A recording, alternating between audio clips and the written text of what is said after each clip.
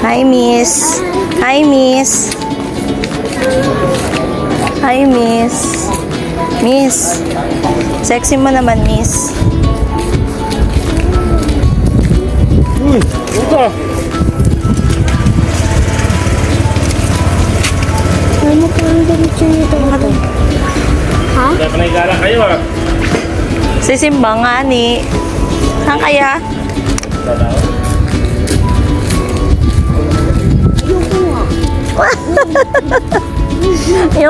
yung Miss Queen mo, iniiwan mo da. Uy, may kain!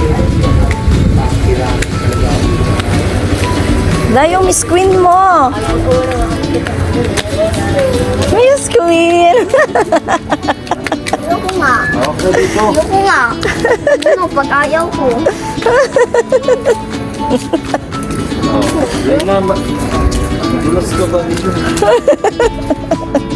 Wala. Dapat doon sa kay Jana, tapos dito kay Mama. Ayoko nga, parehas kami damit, parehas kayo lalaki.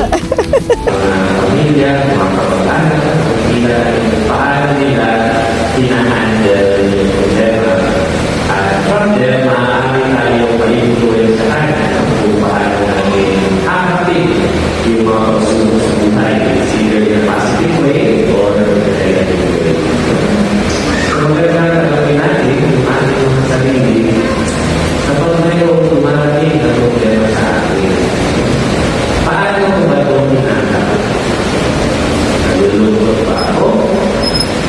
Or tinitignan ko ito bilang hamon para ako ay magkaroon pa ng improvement.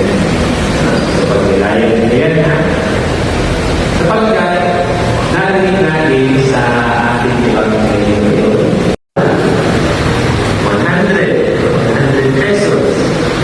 Okay, so karoon tayo na kasulatan. So, sabihin natin dito, 50 lang yung utang ko. So, para 50 pesos lang yung papayaran ko sa ating ano.